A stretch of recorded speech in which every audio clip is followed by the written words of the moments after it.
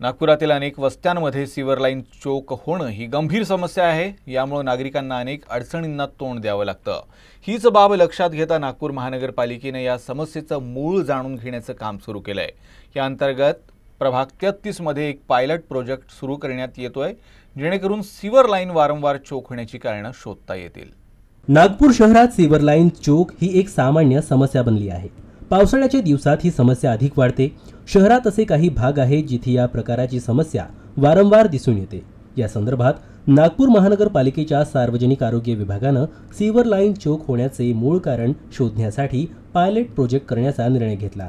अमृत योजनेत सल्लागार म्हणून काम करणाऱ्या कंपनीमार्फत विभागाच्या सहकार्यानं हा पायलट प्रोजेक्ट केला जाईल। ज्या भागात सीवर लाईन चोक होण्याची समस्या सतत भेडसावत आहे, अशा भागात हे केले जाईल। सार्वजनिक आरोग्य विभागाच्या म्हणण्यानुसार पायलट प्रोजेक्ट मूळ कारणे ओळखेल, ज्यावर कायमस्वरूपी उपाय शोधला जाईल।